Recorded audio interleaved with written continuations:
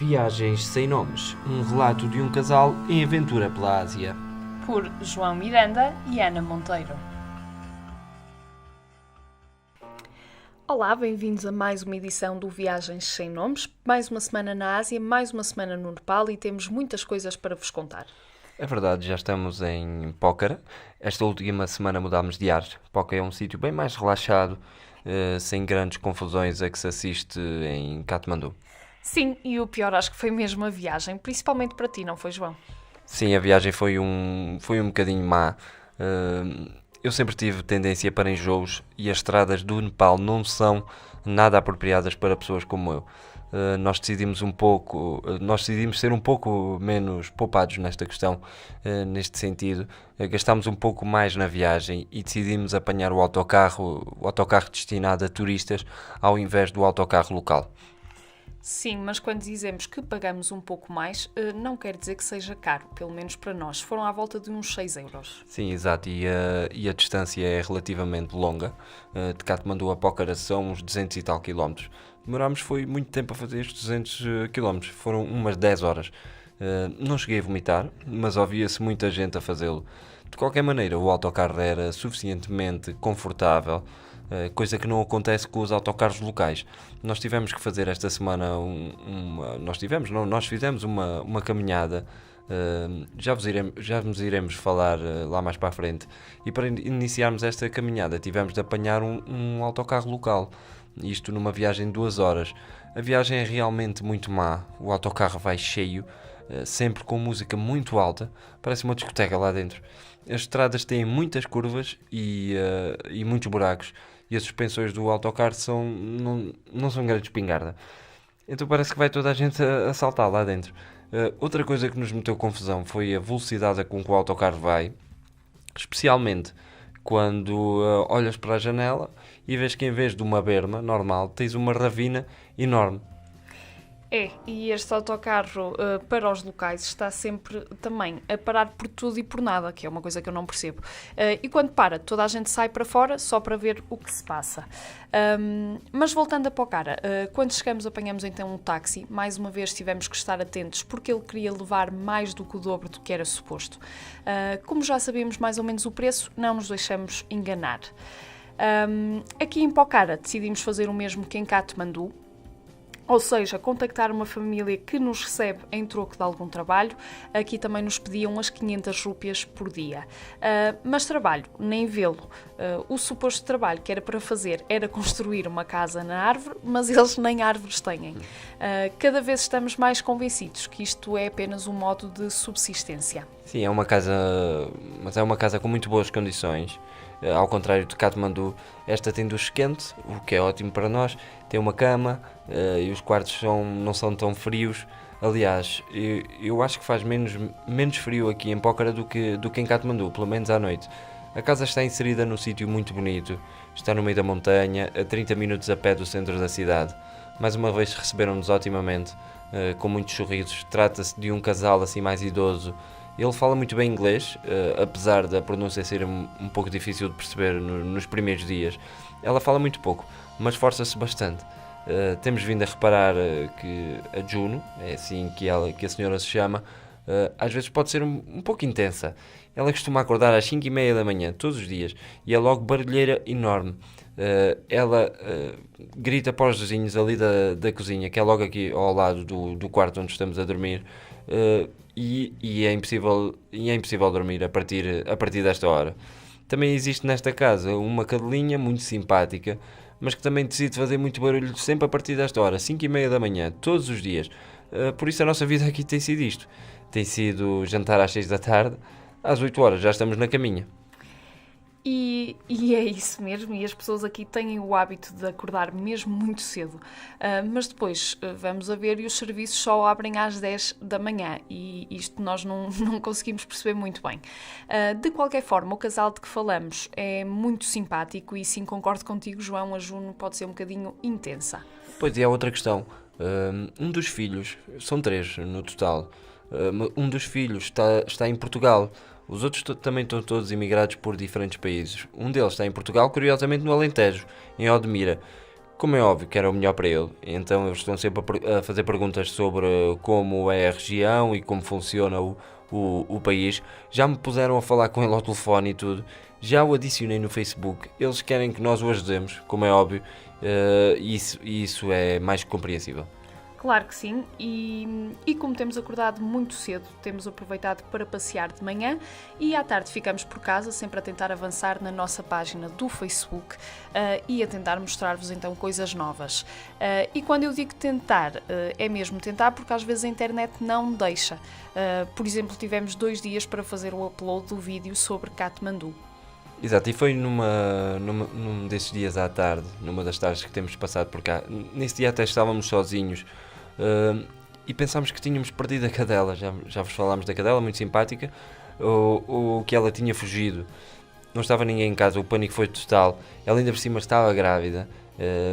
Pensámos que ela tinha ido ter os canitos aí algures, escondida de todos. Ela estava realmente escondida, mas dentro de casa. Estava já a treinar ou estava já a posicionar-se num espaço para ter os bebés. Pronto, não passou disto, não passou de um susto. Entretanto, aqui a esta casa chegou também outra hóspede, como nós. Chama-se Natsuki, é de origem japonesa, mas nasceu nos Estados Unidos. Natsuki em nepalês significa dançarina.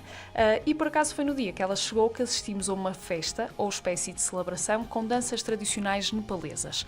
Fomos convidados pela Juno e claro que nós aceitamos.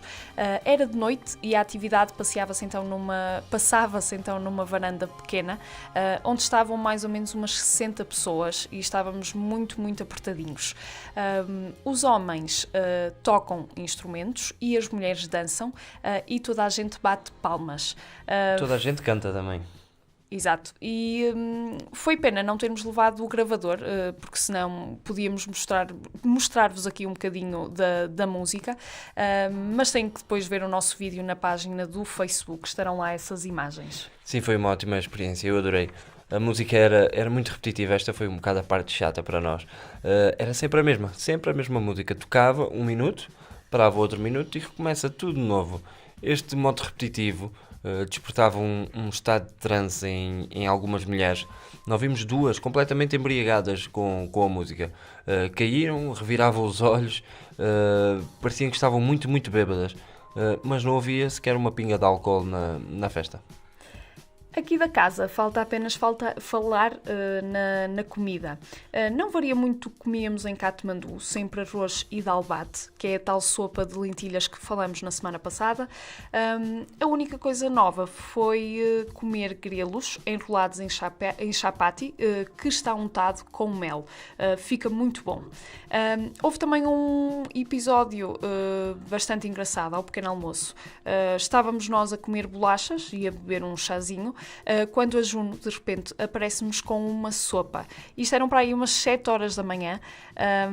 Nós o que fizemos foi comer a sopa muito rápido para ver se não dava tempo dela nos trazer mais alguma coisa. Aqui no Nepal é mesmo assim, a mãe da família nunca se senta à mesa com os outros, está sempre em pé a trazer mais comida, ela está lá para servir os que estão a comer. É uma das coisas que nós não gostamos muito, apesar de sabermos que se trata de uma questão cultural e claro que gostamos de ser muito bem tratados. Pócara, falando agora de Pócara, é um sítio muito bonito, tem um lago enorme onde se pode passear de barco. Aproveitámos para fazer algumas caminhadas explorando as montanhas. Fizemos um trilho que nos levou até um sítio chamado Sarangtok, que é o pico de uma montanha que tem à volta de 1500 metros. Pócara está situada a mais ou menos 800 metros, por isso subimos alguns 700 metros. Daqui faz muito parapente, onde aterram depois no lago. É uma vista fantástica que eles devem ter. Vê-se muitas povoações e somos muitas vezes abordados por miúdos a cumprimentarem-nos e a mostrar os seus dotes de inglês, que por acaso são muito bons, tendo em conta a idade. Falamos de miúdos de 7, 8 anos, já com inglês muito bom mesmo. Uma vez até tivemos um encontro com um jovem de 13 anos com inglês perfeito. Até lhe perguntámos qual era a disciplina dele preferida na escola e ele por acaso disse que era precisamente o inglês. Mais difícil é a relação com alguns adultos, que até nos dão, quando pedimos, indicações erradas. Não são todos, como é óbvio, mas tivemos algumas destas situações mais do que uma vez. E uma dessas situações foi no percurso até Sarangtok, que também serviu como um treino para o que queríamos fazer. Pokhara é uma cidade conhecida como um ponto de partida para muitas caminhadas ao redor da Cordilheira dos Himalaias, e foi então o que decidimos fazer. Decidimos fazer o percurso do Punil.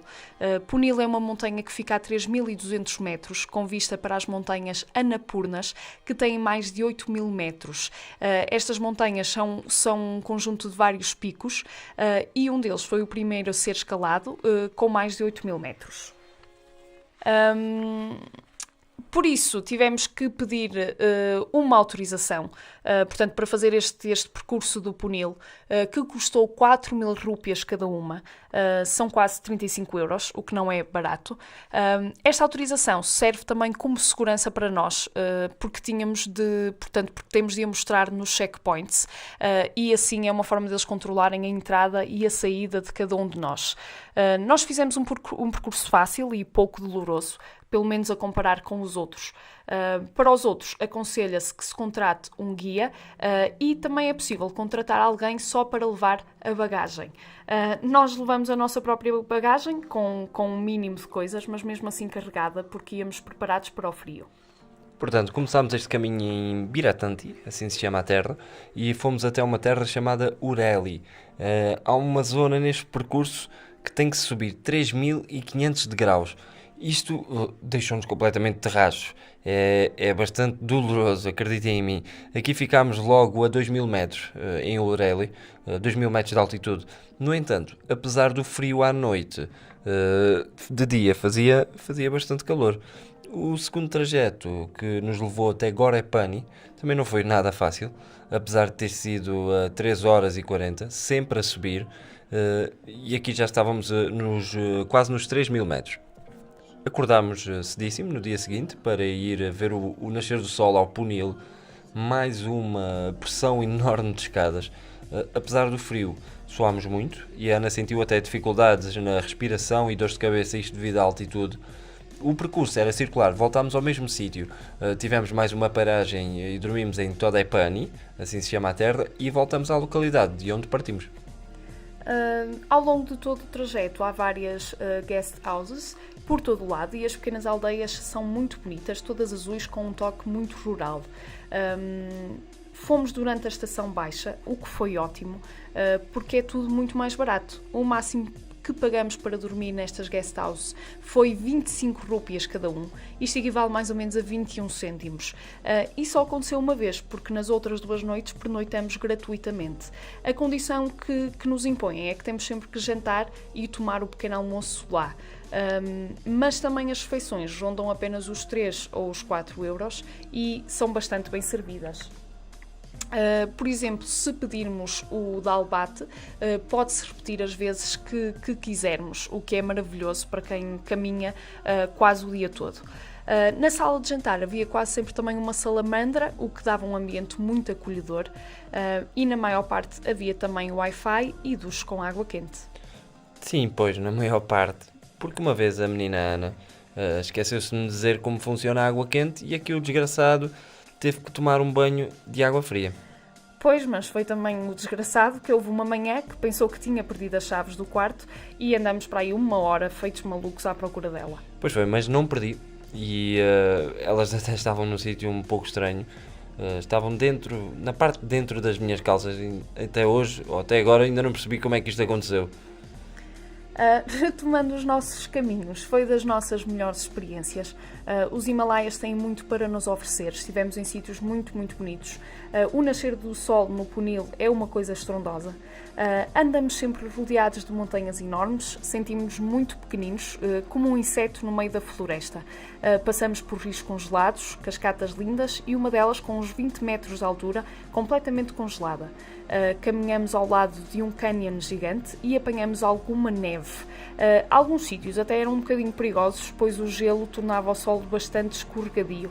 Houve uma vez até que fui com o rabo ao chão. Pois foste.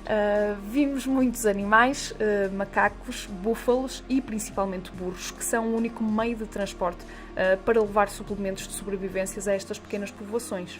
Foi realmente uma ótima jornada e deu até para fazer bons amigos. Logo no primeiro